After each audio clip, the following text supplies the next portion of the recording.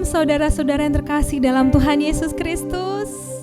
Bapak, Ibu, Mama, Papa, Oma, Opa, adik-adik semua dan teman-teman yang hari ini beribadah bersama keluarga maupun sendiri, semoga semuanya dalam keadaan sehat, keadaan yang baik-baik meskipun keadaan kita hari ini saat ini mengkhawatirkan. Tetapi kita semua percaya bahwa ada Tuhan Yesus yang ada di setiap kehidupan kita dan hadir mendampingi kita. Kita memulai ibadah intergenerasi hari ini dengan bersama-sama kita mau menghayati dan mengakui bahwa pertolongan kita adalah di dalam nama Tuhan yang menjadikan langit dan bumi. Mari Bapak, Ibu, Saudara semua, kita mau angkat pujian yang menyatakan bahwa Allah Tritunggal, nama Allah yang Maha Kudus.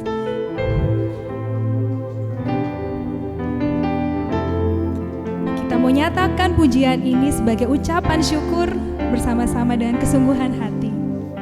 Suci, suci, suci.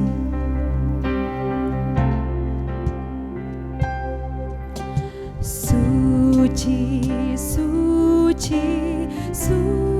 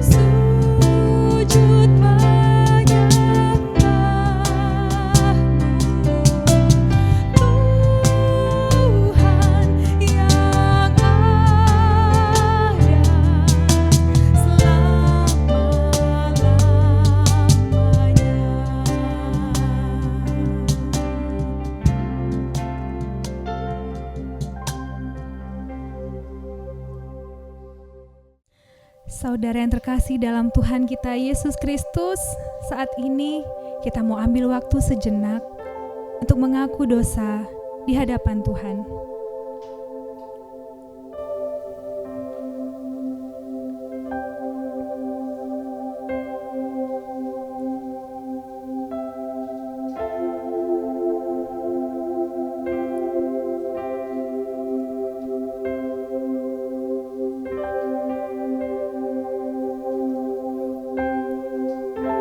Bapa yang Maha Mengampuni, inilah segala pengakuan kami yang tertunduk malu di hadapan-Mu Tuhan. Dengan segala kerendahan hati, kami mau mengaku di hadapan-Mu. Ampuni kami Tuhan. Terima kasih karena di dalam Tuhan ada pengampunan dan ada keselamatan bagi kami. Amin. Saudaraku, marilah kita menyambut dengan sukacita berita anugerah pengampunan dari Tuhan. Hari ini kita menghayatinya melalui Efesus 1 ayat 7 sampai dengan 9. Demikian.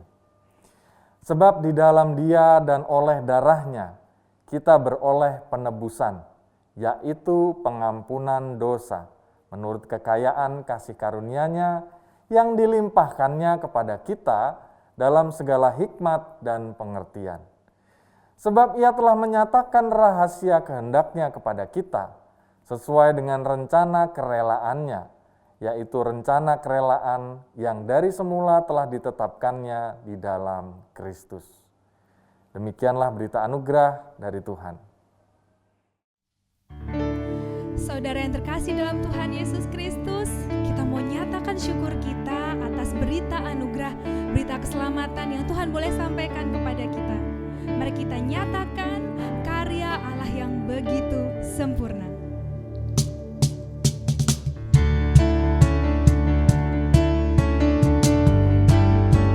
Kita mau syukur atas setiap langkah yang boleh Tuhan dampingi dalam setiap hidup kita.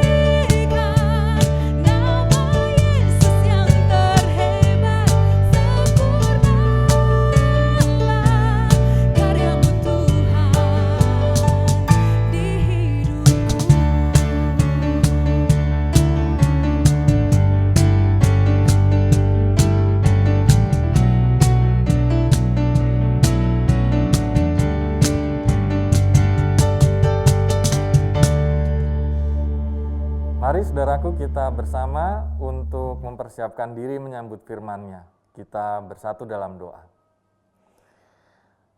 Tuhan, di hari-hari ini kami sungguh membutuhkan pertolongan-Mu, sebab pergumulan yang masih terjadi dalam 2 tahun ini kami pergumulkan. Pandemi yang begitu panjang ini bahkan kami melihatnya semakin banyak orang yang terpapar dan terdampak. Mungkin juga kami di antaranya. Karenanya melalui pergumulan-pergumulan tersebut, biarlah firman-Mu yang menerangi hati kami, menuntun perjalanan kami, menolong kami dalam kesusahan, dalam kebingungan, dalam keputusasaan. Engkau yang mengangkat kami kembali untuk melihat harapan hidup yang nyata yang ada di dalam Kristus Tuhan. Karenanya bersabdalah ya Allah, kami siap untuk mendengar dan menjadi pelaku firman yang setia. Dan biarlah firman-Mu itu bukan hanya kami pahami, tetapi sungguh-sungguh kami lakukan dalam hidup sehari-hari kami dengan sukacita. Kami mohon pertolongan Roh Kudus untuk mengajar dan menolong kami untuk melakukan firman-Mu itu, dan biarlah itu semua mendatangkan kemuliaan dan juga kesukaan di hati Allah. Hanya di dalam Kristus Tuhan, kasih sayang Allah Bapa dan pertolongan Roh Kudus kami berdoa dan memohon. Amin. Injil menurut kesaksian Markus pasal 6 ayat 14 sampai dengan 26. Injil menurut kesaksian Markus pasal 6 ayat 14 sampai dengan 26. Raja Herodes juga mendengar tentang Yesus, sebab namanya sudah terkenal dan orang mengatakan Yohanes Pembaptis sudah bangkit dari antara orang mati, dan itulah sebabnya kuasa-kuasa itu bekerja di dalam dia. Yang lain mengatakan dia itu Elia. Yang lain lagi mengatakan dia itu seorang nabi, sama seperti nabi-nabi yang dahulu. Waktu Herodes mendengar hal itu, ia berkata, "Bukan, dia itu Yohanes yang sudah kupenggal kepalanya dan yang bangkit lagi." Sebab memang Herodeslah yang menyuruh orang menangkap Yohanes dan membelenggunya di penjara berhubung dengan peristiwa Herodias, istri Filipus saudaranya, karena Herodes telah mengambilnya sebagai istri. Karena Yohanes pernah menegur Herodes, "Tidak halal engkau mengambil istri saudaramu." Karena itu Herodias menaruh dendam pada Yohanes dan bermaksud untuk membunuh dia, tetapi tidak dapat. Sebab Herodes segan akan Yohanes karena ia tahu bahwa Yohanes adalah orang yang benar dan suci, jadi ia melindunginya. Tetapi apabila ia mendengarkan Yohanes, hatinya selalu terombang-ambing, namun ia merasa senang juga mendengarkan dia. Akhirnya tiba juga kesempatan yang baik bagi Herodias ketika Herodes pada hari ulang tahunnya mengadakan perjamuan untuk pembesar-pembesarnya, perwira-perwiranya, dan orang-orang terkemuka di Galilea. Pada waktu itu, anak perempuan Herodias tampil lalu menari, dan ia menyukakan hati Herodes dan tamu-tamunya. Raja berkata kepada gadis itu, "Mintalah daripadaku apa saja yang kau ingini, maka akan kuberikan kepadamu." Lalu bersumpah kepadanya, "Apa saja yang kau minta akan kuberikan kepadamu, sekalipun setengah dari kerajaanku." Anak itu pergi dan menanyakan ibunya, "Apa yang harus kuminta?" Jawabnya, "Kepala Yohanes Pembaptis." Maka cepat-cepat ia pergi kepada raja dan meminta, "Aku mau supaya sekarang juga engkau berikan kepadaku kepala Yohanes Pembaptis di sebuah talam."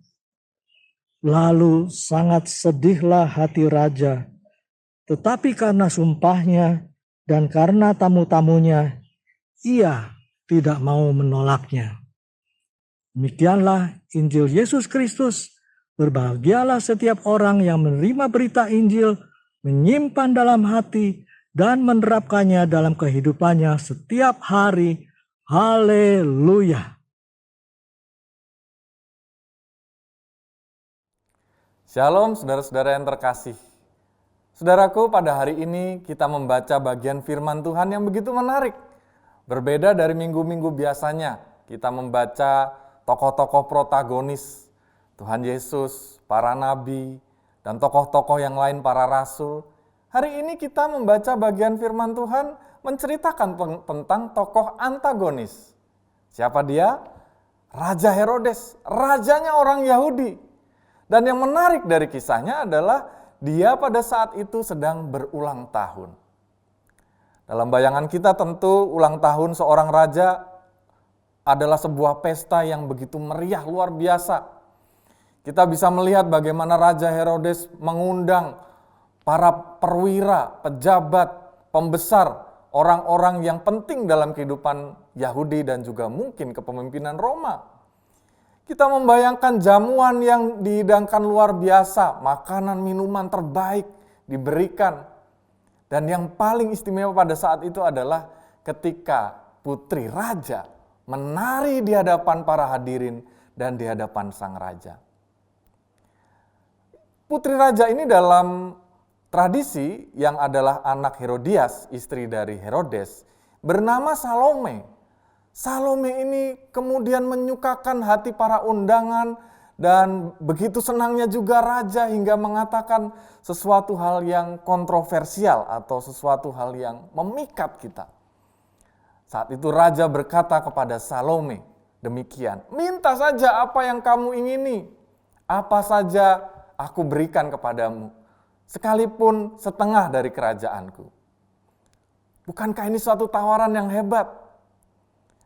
Dan dalam situasi demikian kita melihat bahwa tiba-tiba pesta yang meriah, pesta yang penuh dengan kesukaan ini berubah menjadi tragedi yang sangat mengerikan. Di mana justru pesta raja menjadi salah satu pertunjukan pembunuhan yang sangat kejam bagi utusan Tuhan yang mulia. Pada saat itu justru Salome bertanya kepada sang ibu, "Permintaan apa yang harus saya berikan atau saya ucapkan?"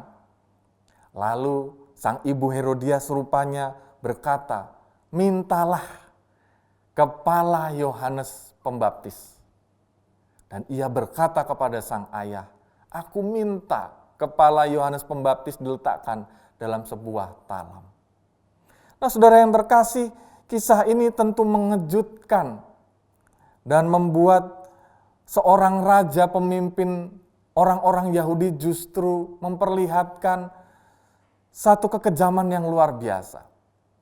Kalau kita mengurutkan kisah ini menjadi menarik, sebenarnya Herodes bukanlah seorang yang kita bayangkan kejam luar biasa dan tidak mempunyai hati. Herodes ini adalah seseorang yang sungguh-sungguh memperhatikan karya dari Yohanes Pembaptis. Bahkan ketika pada saat itu Yohanes Pembaptis ditangkap karena mungkin dianggap sebagai seorang kritikus dari Raja Yahudi, tetapi dia tetap mau mendengarkannya. Saudaraku, kita dapat melihat sesuatu hal yang menarik di sini. Apakah Herodes tidak mempunyai hati? Ternyata tidak juga. Kita dapat mempelajari dari kisah ini yang pertama dari profil Herodes adalah bahwa Herodes adalah seseorang yang mewakili banyak orang pada saat ini. Yang dibayang-bayangi oleh dua hal. Ada sesuatu yang baik di dalam nuraninya, ia mendengarkan nasihat Yohanes, ia menyukai perkataan-perkataan Yohanes Pembaptis. Dia melindungi Yohanes supaya tidak dibunuh oleh istrinya sendiri. Tetapi ada juga bagian yang ia biarkan berkembang di dalam batinnya. Sebab ia mengasihi istrinya dan membiarkan istrinya itu mengambil alih keputusan pada saat itu. Mengikuti kata-kata kebencian dan dendam dari sang istri. Sehingga antara dua pertimbangan ini rupa-rupanya Herodes memilih untuk membunuh nuraninya sendiri dan membuat mudah dirinya untuk membunuh orang lain meskipun itu bukan kemauan dirinya. Mengapa ia mau melakukannya? Kalau kita mencermati, tentulah ia malu menegakkan keadilan, ia malu mengingkari janji dan perkataannya sendiri di hadapan para perwira, orang-orang undangan terhormat, di hadapan istrinya sendiri. Dan rasa malu itu mengalahkan satu janji dan moralitas kepercayaan akan firman Tuhan yang diyakininya. Rupanya rasa malu itu mengatasi dari panggilan hatinya untuk menegakkan keadilan.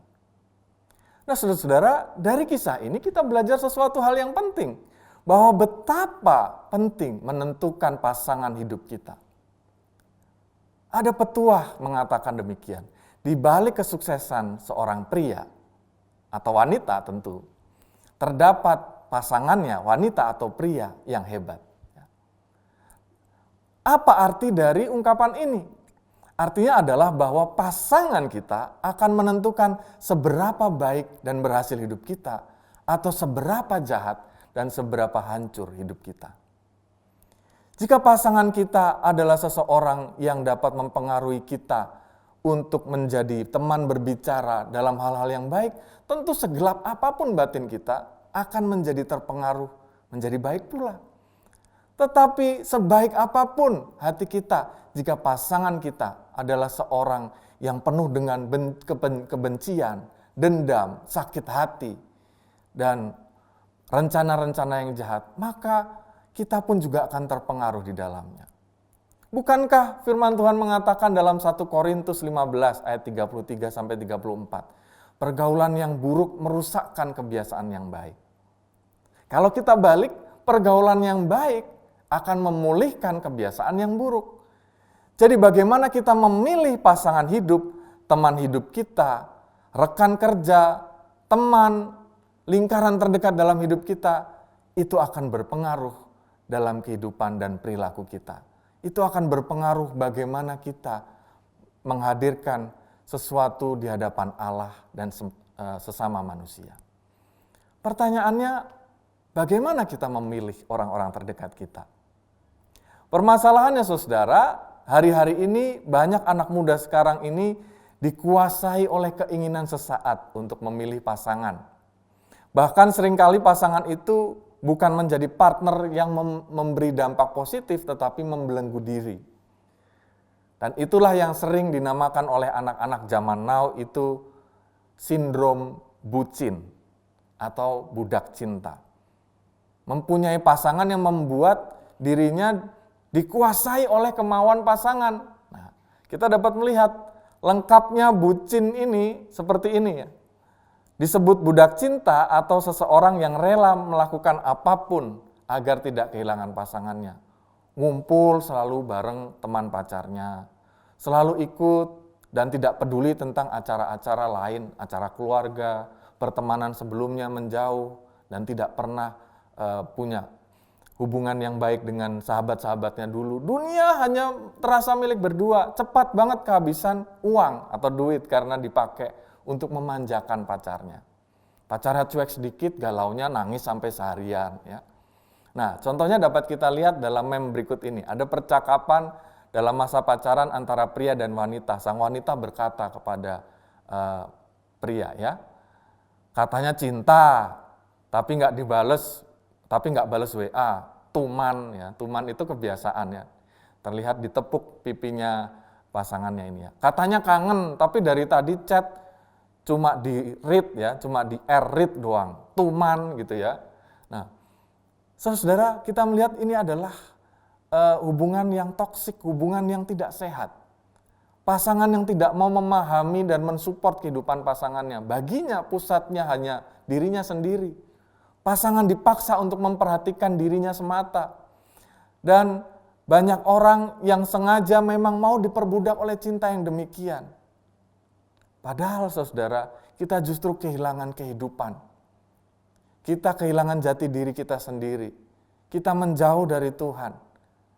Kita hanya melayani keinginan orang lain yang hanya sesaat muncul karena kisah asmara.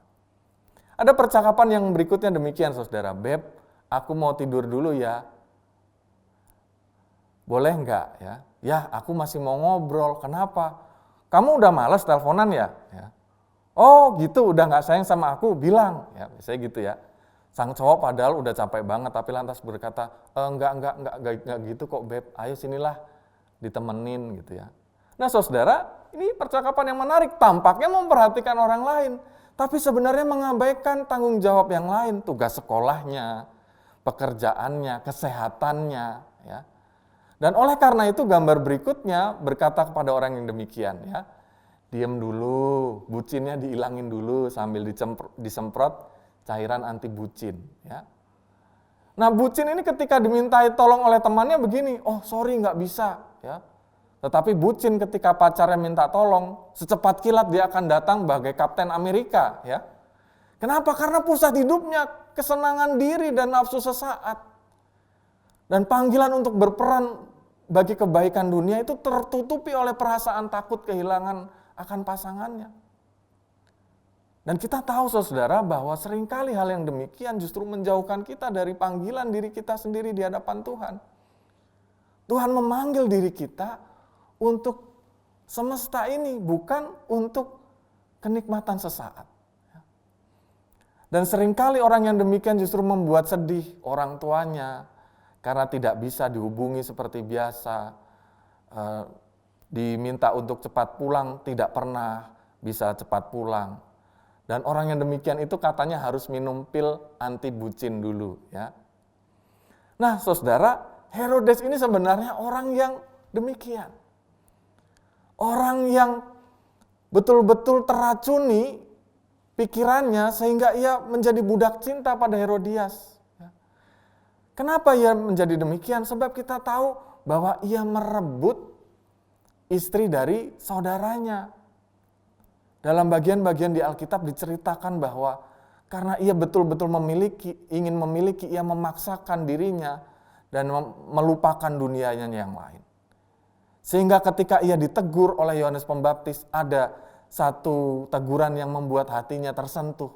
Tetapi karena dia menjadi budak cinta, dan pada akhirnya dia justru menjadi seorang pembunuh yang melegalkan keinginan kebencian orang di sekitarnya. Nah, saudara, fenomena hari-hari ini bisa kita namakan dengan nama yang seringkali populer itu buping, ya. Ada di tengah-tengah kehidupan sesama tapi tidak berbuat apa-apa. Abstain, golput, tidak melakukan apapun sebab dirinya terserap oleh sesuatu hal yang sedang dia gandrungi. Sehingga menjadi bystander, menjadi orang yang membiarkan ada kejahatan terjadi, ya silahkan. Ada orang yang membutuhkan, ya silahkan, saya tidak bisa melayani. Ya. Nah, saudara, dari tokoh yang kedua kita bisa melihat pembelajaran yang berharga juga. Mari kita lihat tokoh yang kedua ini adalah Herodias. Herodias ini sikap yang mewakili seseorang yang dikuasai oleh kebencian, dendam, sakit hati. Tersinggung jika ditegur. Baginya data, fakta, berita, informasi, bahkan firman Tuhan itu tidak ada artinya. Yang diikuti hanya opini pribadi semata. Alhasil, yang menjadi pelaku yang menebarkan kebencian, bahkan tak segan melakukan pembunuhan. Di zaman sekarang, sikap yang demikian ini sering dinamakan dengan sikap post-truth. Bercampurnya antara realitas, data, fakta dengan fantasi manusia. Situasi di mana keyakinan dan perasaan lebih berpengaruh dalam pembentukan opini publik dibandingkan dengan fakta-fakta objektif firman Tuhan atau norma yang berlaku. Dan sikap yang seperti ini hari-hari ini muncul dengan ekspresi menebarkan hate speech. Berita-berita ketakutan, teror yang membuat orang lain ini betul-betul merasa dibenci, betul-betul merasa hilang harapan hidupnya. Kadang-kadang itu muncul bahkan melalui sharing-sharing sesuatu hal yang sepertinya bermanfaat, ya. Tetapi hanya berpihak pada pihak-pihak tertentu.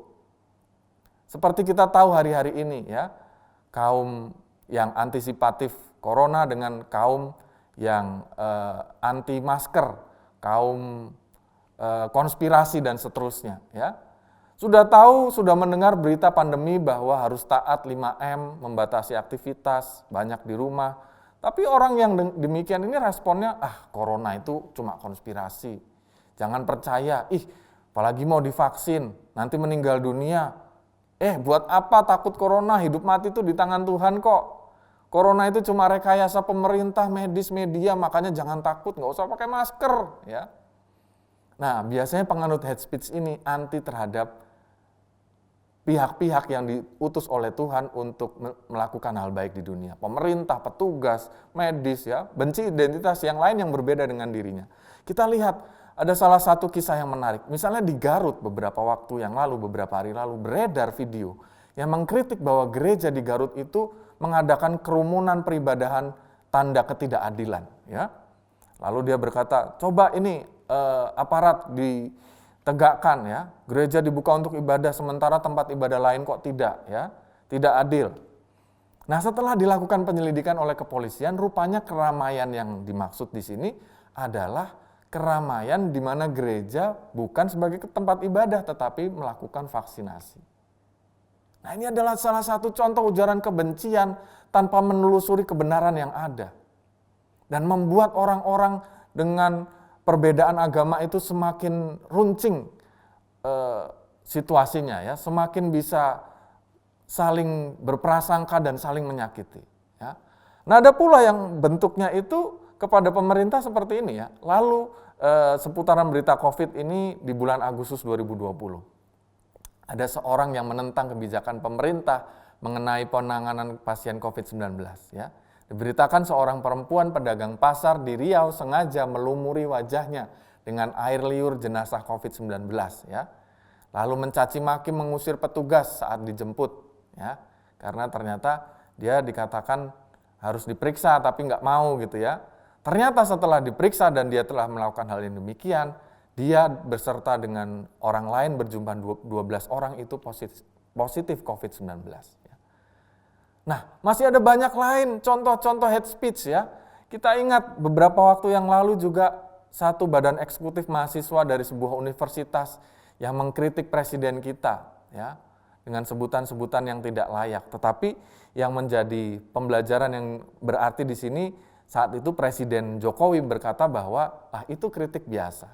Sebab negara kita adalah negara demokrasi, yang perlu kita tumbuhkan itu budaya kesantunan dalam menyampaikan pendapat dan terus fokus dalam penanggulangan COVID-19. Ya. Nah, saudaraku, belajar dari sikap presiden yang demikian, kita sebagai anak-anak Tuhan juga dipanggil untuk menetralisir kebencian, menebarkan ujaran cinta kasih, kedamaian, persahabatan, persaudaraan, pengajaran, ya, dalam situasi-situasi yang demikian. Sehingga ketika ada pemberitaan tentang kebencian di tengah-tengah perbedaan identitas, kita justru menceritakan tentang persahabatan di dalam perbedaan identitas. Ketika ada berita yang hoax, berita kebencian terhadap pemerintah dan seterusnya tentang penanganan COVID-19, kita justru menjadi salah satu teladan yang menerapkan protokol dengan baik, yang memberitakan tentang info-info bagaimana orang yang menangani pasien COVID-19 di rumah, apa yang harus dilakukan jika kita sakit. Nah, inilah salah satu bentuk bagaimana kita menjadi anak-anak Tuhan yang memberitakan hal baik, hal yang penuh kedamaian, bukan kebencian. Nah, salah satunya ada hal yang menarik dari seorang pemuda membalas kebencian terhadap peraturan pemerintah dalam mengatasi pandemi COVID-19 secara menarik, ya, tanpa kebencian. Mari kita lihat video berikut ini. Ma, aku pamit ya, mau nongkrong. Mau nongkrong? Bentar. Halo mas, ya saya jadi mesin pemakaman ya mas, 1 kali 1 aja, nanti mayatnya diberdiriin nggak apa-apa. Buat anak saya, ini mau nongkrong soalnya, paling 5 hari lagi kena COVID, terus 2 minggu lagi meninggal. Iya benar-benar amin mas, semoga cepat meninggal ya, daripada dia keluyuran kemana-mana, nularin orang lain ya kan? Iya. Oh gratis toh, pemakaman buat COVID itu gratis. Waduh, alhamdulillah, ya nggak apa-apa mas. Iya benar-benar nggak apa-apa ya, amin, semoga cepat meninggal, nggih. Terima kasih. Udah sana, nongkrong? Nggak jadi mah. Nah, saudaraku, menarik ya, apa yang dilakukan pemuda ini? Ia melawan berita kebencian terhadap pemerintah, kebencian terhadap protokol kesehatan secara kreatif. Nah, kita sebagai anak-anak Tuhan pun demikian tugas kita. Nah, yang ketiga, saudara, kita belajar dari tokoh anak Herodias atau yang bernama Salome ini. Sikap yang kita lihat dari Salome ini adalah sikap yang tidak bisa atau tidak mau menggunakan akal budinya dan tumpul nuraninya. Diberitakan bahwa ternyata Salome ini berusia tidak lebih dari 20 tahun. Jadi sebagai orang muda baginya semua data berita itu yang diterima benar, tanpa disaring. dan dianalisa sesuai dengan moral, petunjuk firman Tuhan, ya. Dan oleh karena itulah apapun yang diterima dianggap benar. Dan dalam hidup ini orang yang demikian itu disebut sebagai dalam sindrom FOMO, FOMO, fear of missing out. Ya. Orang yang senang sekali menerima berita yang beredar di masyarakat itu semua kemudian belum sampai bahkan dibaca, wah saya dapat dari sini, langsung di-share. Akibatnya apa? Menjadi orang yang candu akan sosial media dan memberitakannya secara acak dan seringkali menjadi pemberitaan kebohongan. Dan tidak peduli apakah itu benar atau salah. Apakah itu membunuh harapan hidup manusia atau justru menjatuhkan mental manusia. Yang penting dibagikan ke ruang publik, grup WA, postingan di Instagram, Facebook, Twitter, sosial media lainnya. Nah, contohnya demikian ya, saudara, ada berita tentang vaksin. Ternyata vaksin dapat mencelakakan manusia. 4 orang mengalami kelumpuhan wajah, makanya jangan disuntik vaksin corona. Ya. Ternyata ini adalah berita hoaks. Ada lagi status dituliskan demikian, info untuk sahabat semua, akhir tahun ini 2020 ya, suntik vaksin telah tersedia, hati-hati dengan bahaya vaksin COVID-19. Rakyat Indonesia akan dibunuh vaksin Cina. Yuk, jaga imun tubuh dengan produk kesehatan alami dari kami. Ya. Happy sharing. Nah, ternyata tujuannya untuk menjual produk yang sedang dibagikannya. Ya. Jadi bukan murni untuk sesuatu hal yang bermanfaat. Ya. Nah, ada lagi nih berita yang hari-hari ini juga perlu kita klarifikasi. Ya. Di masa PPKM ada berita, dituliskan status ambulans kosong sengaja muter-muter ciptakan kepanikan biar warga mau diswab dan divaksin. Berita ini juga dikonfirmasi oleh Kominfo sebagai berita hoaks, tidak benar. Kalau ambulans memang sempat sibuk beberapa hari kemarin, itu benar, tetapi bukan untuk kebohongan dan menakuti masyarakat. Ya. Dan inilah panggilan kita sebagai orang-orang percaya. Membuat keraguan, kebencian, kebimbangan, hilang harapan itu menjadi sirna dengan berita yang benar. Dan bagaimana kita dapat melakukannya, kita dapat belajar dari Amos. Dalam bacaan kita tadi kita juga membaca satu kisah menarik tentang Amos. Nah, mari kita membacanya atau saya akan membacakannya kembali, saudara. Ini ada sesuatu hal yang menarik dalam Amos, khususnya Amos 7 ayat 12-15. Saya bacakan demikian. Lalu berkatalah Amazia, ya, Imam Amazia kepada Amos, "Lihat, pergilah, enyahlah ke tanah Yehuda. Carilah makananmu di sana dan bernubuatlah di sana. Tetapi jangan lagi bernubuat di Betel sebab inilah tempat kudus raja, inilah bait suci kerajaan." Ya. Jawab Amos kepada Amazia, "Aku ini bukan nabi dan aku ini tidak termasuk golongan nabi, melainkan aku ini seorang peternak dan pemungut buah arah hutan. Tetapi Tuhan memanggil aku dari pekerjaan menggiring kambing domba. Dan Tuhan berfirman kepadaku, pergilah, bernubuatlah terhadap umatku Israel." Nah, saudaraku, ini menarik. Sebab pada saat itu kita melihat seorang imam mempergunakan jabatan kerohaniannya untuk menyingkirkan orang lain yang mengancam kenyamanan dirinya. Ternyata Imam Amazia pada saat itu sudah terlalu nyaman dengan kepemimpinan politik, karena pada saat itu pemimpin agama juga dijadikan salah satu unsur untuk pertimbangan bagi pemerintahan politik, dan karena kenyamanannya itu disebutkan oleh Amos supaya bertobat, supaya tidak mendapatkan hukuman dari Tuhan. Ya.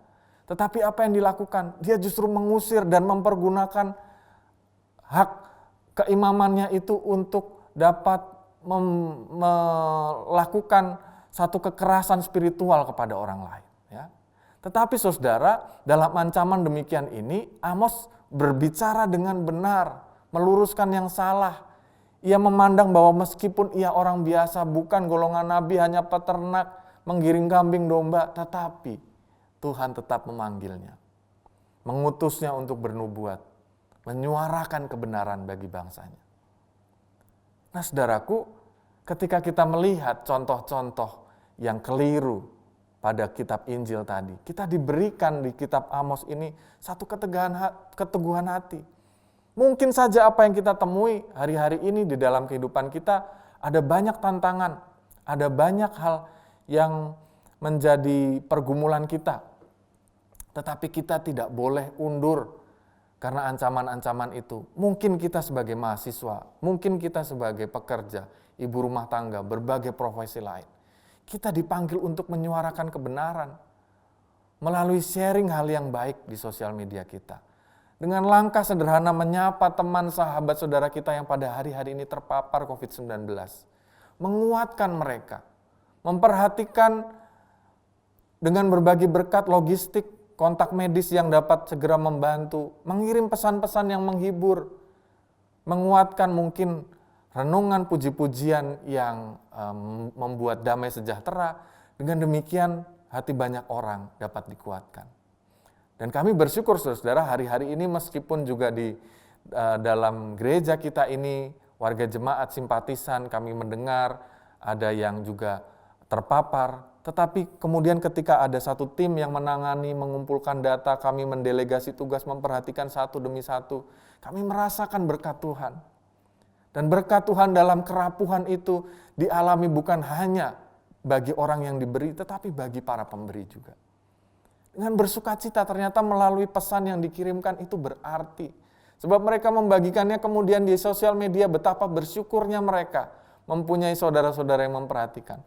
Betapa Tuhan sangat dekat sebab orang-orang yang ada di sekitar mereka memperhatikan mereka. Dan dengan demikian juga panggilan kita, saudaraku.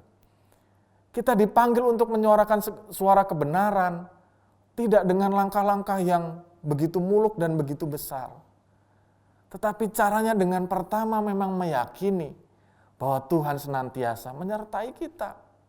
Menyertai saudara dan saya dalam segala pergumulan kita ini. Tuhan menolong kita dalam masa-masa tidak mudah ini. Percayalah bahwa Tuhan ada memberikan hari esok, pengharapan bagi kita. Entah kita sedang sakit, entah kita sedang berduka, entah pekerjaan kita sedang terdampak. Tetapi kita percaya bahwa Tuhan menolong kita dan Tuhan menyertai kita. Sehingga dengan demikian, dengan keyakinan tersebut dalam segala keberadaan kita, kita pun dapat berbagi dengan orang-orang yang sama mengalami dengan kita. Seperti Amos melakukannya dalam segala keberadaannya, keterbatasannya, ia tetap dapat menjadi berkat. Dia tidak memandang rendah siapa dirinya, karena Allah memandang begitu berharga dirinya, dan menjadikan dia saluran berkat dan kepanjangan lidah Allah. Saudaraku, hari-hari ini saya bersyukur sebab sebetulnya siapa mungkin yang tidak mendengar dalam lingkungan terdekat ada yang terpapar COVID-19. Dan itu terjadi, puncaknya adalah ketika keluarga kami menghadapinya. Dalam arti bahwa keluarga besar kami ada ipar saya yang memang terpapar, ya. Dan pada saat itu kami begitu sedih, ya. Tetapi saudara, apa yang terjadi dengan situasi demikian? Kami begitu bersyukur karena dengan adanya situasi demikian, kami menjadi sadar, kami mencari Tuhan. Dan baru dalam situasi demikian kami ada satu Zoom keluarga dari keluarga besan juga. Jadi banyak sekali yang berkumpul, anak-anak bernyanyi, kemudian disetelkan pujian, sekolah minggu kita bernyanyi bersama, kita menyapa bersama, kemudian mendengarkan firman Tuhan, berdoa bersama. Hal yang sangat indah yang belum kami rasakan sebelumnya. Dan hari-hari yang saya lihat adalah para penyintas keluarga kami itu juga membagikan hal-hal yang begitu berharga dalam hidup mereka. Padahal mereka adalah seorang yang begitu bergumul. Betapa bersyukurnya mereka berbagi kisah suami istri anak dari lantai 2 dan lantai 1, yang lantai 2 penyintas yang isolasi mandiri, yang lantai 1 yang meladeni. Tetapi mereka membuat story di sosial media dan lain sebagainya yang kemudian memberkati banyak orang. Dengan demikian, ketika kita bergumul, Tuhan seringkali justru memanggil kita juga untuk menjadi saluran berkat. Pertanyaannya adalah, apakah saudara mau?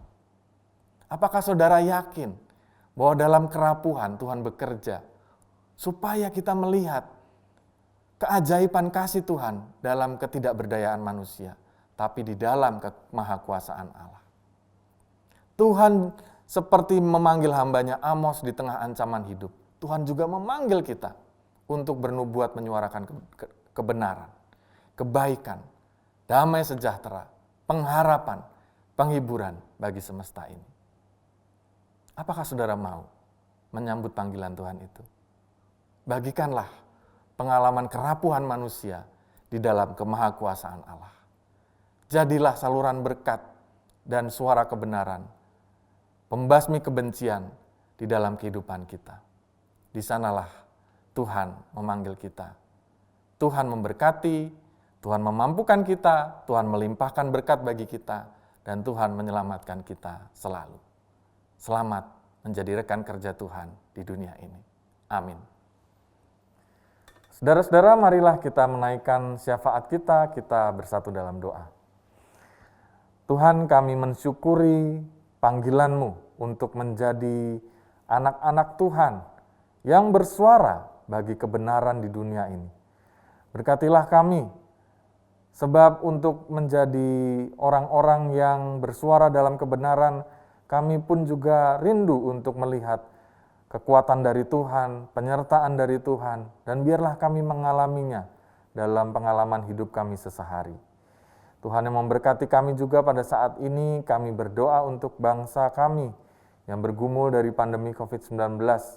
Berkatilah berbagai aparat dan petugas di negeri kami, dari mulai tim medis yang menangani para pasien, dari mulai pihak keamanan, lalu juga pejabat pemerintah. Biarlah Tuhan yang memberikan kekuatan, hikmat, perlindungan bagi mereka sekalian. Berkati supaya vaksin dapat semakin banyak stok yang dimiliki dan juga dibagikan kepada masyarakat, sehingga kekebalan massal dapat semakin cepat terjadi. Kami berdoa juga untuk para pasien, orang-orang yang sakit, yang ada di sekitar kami, bahkan mungkin kami sekalian yang menderita sakit COVID-19 ataupun saudara-saudara di sekeliling kami. Kami berdoa supaya mereka sekalian Tuhan berikan belas kasih, Tuhan yang boleh menyembuhkan melalui perawatan tim medis, melalui obat-obatan, melalui istirahat, ketersediaan rumah sakit, oksigen, dan lain-lain yang dibutuhkan. Biarlah saudara-saudara kami dapat sungguh-sungguh dipulihkan dari segala sakit yang diderita. Tuhan, kami mau berdoa untuk keluarga kami yang juga terdampak dalam situasi pandemi ini. Berkati pekerjaan kami, pekerjaan orang-orang di sekitar kami, anggota keluarga kami yang pada hari-hari ini harus bekerja dari rumah, bahkan sebagian harus menutup tempat usahanya. Tetapi biarlah berkat kasih karunia Tuhan tetap berlimpah dalam kehidupan kami sekalian, sehingga kami melihat bahwa pemeliharaan Tuhan nyata, bahwa Tuhan tetap memberikan berkat-berkat yang tak berkesudahan dalam kehidupan kami. Kami berdoa untuk anak-anak kami yang pada saat ini mulai menerima vaksin. Kami berdoa supaya distribusinya pun juga dapat dilakukan dengan baik. Dan biarlah anak-anak yang masih harus belajar di rumah karena situasi demikian ini tidak menurunkan semangat mereka untuk tetap bersemangat belajar dan juga berbagi hidup dengan anggota keluarga yang lain di rumah. Dan berikanlah sukacita, damai sejahtera yang dirasakan hari demi hari dalam kehidupan sehari bersama orang-orang di keluarga dan di rumah mereka. Tuhan, pada akhirnya kami juga berdoa untuk saudara-saudara kami dalam pemulihan berbagai peristiwa di negeri ini. Yang kami ingat sebagian di antaranya adalah peristiwa gempa di Malang, banjir di NTT, dan juga konflik di Papua, dan mungkin hal-hal lain yang belum kami sebutkan pada saat ini. Berkati supaya negeri kami pun juga diberikan pemulihan dari berbagai macam peristiwa.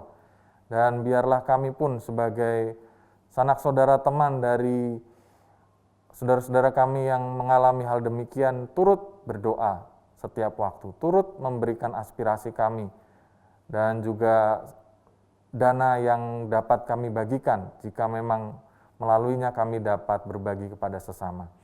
Dan berkatilah gerejamu, GKI Gejayan, supaya dapat terus melaksanakan tugas panggilannya di bumi ini, dan melalui setiap penanganan pandemi COVID-19 ini, melalui berbagi berkat melalui obat-obatan, vitamin, dan lain sebagainya kepada para pasien atau para penyintas, kepada orang-orang yang pada saat ini membutuhkan kebutuhan pokok berupa sembako dan lain sebagainya. Biarlah gerejamu tetap dapat memancarkan kasih Tuhan di tengah-tengah dunia ini.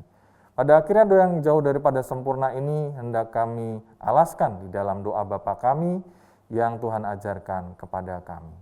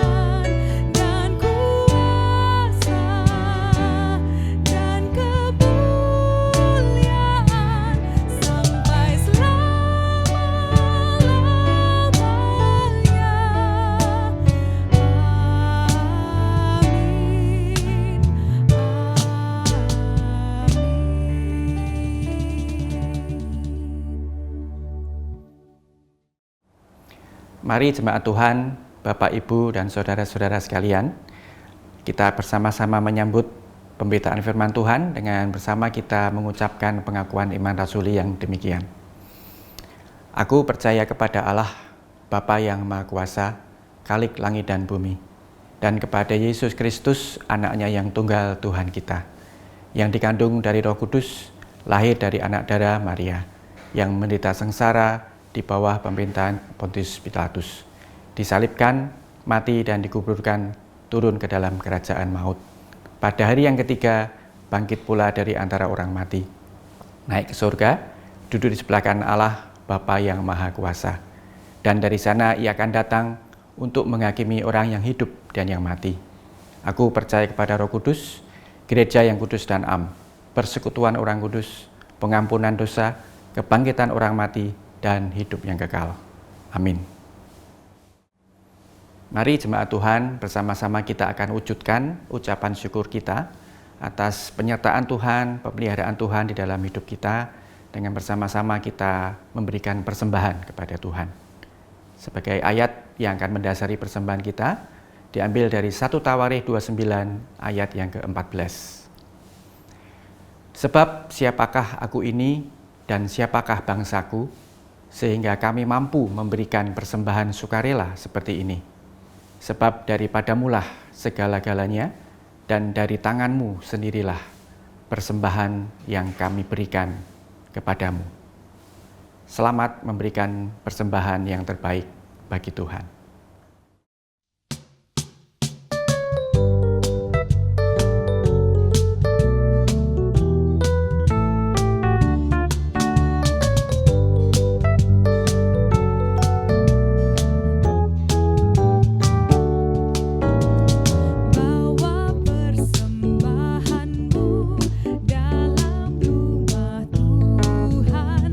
Dengan rela hati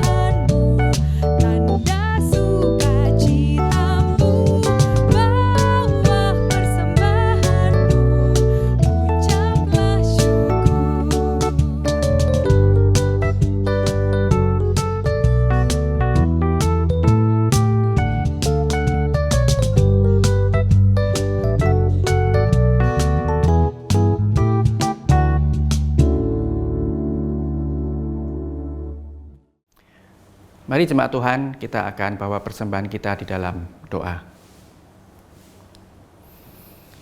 Ya Tuhan, kami membawa persembahan kami sebagai tanda syukur, tanda terima kasih kami kepada Tuhan, dan kami boleh mengungkapkannya di dalam bentuk persembahan yang boleh kami kirimkan untuk gerejamu GKI Kejayan.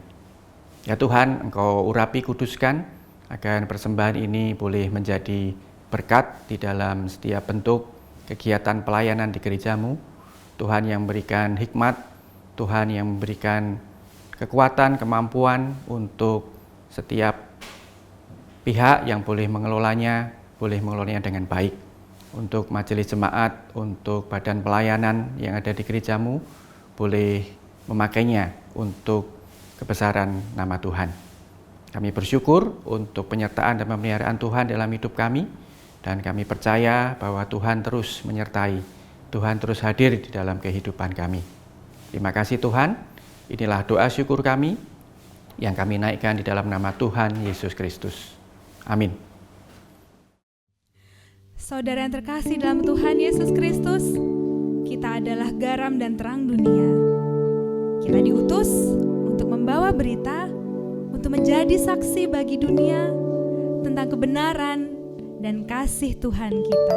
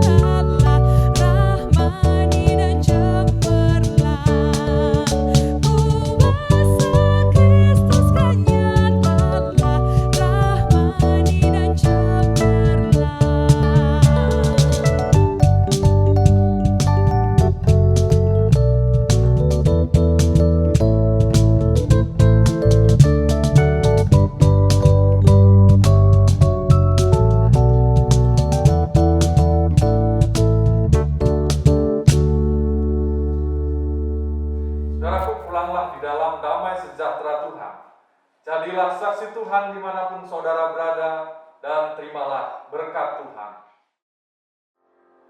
Allah sumber kasih karunia, yang telah memanggil kamu dalam Kristus kepada kemuliaan-Nya yang kekal, akan melengkapi, meneguhkan, menguatkan, dan mengokohkan kamu, sesudah kamu menderita seketika lamanya. Damai sejahtera menyertai kamu sekalian yang berada di dalam Kristus Yesus. Ialah yang empunya kuasa sampai selama-lamanya. Amin.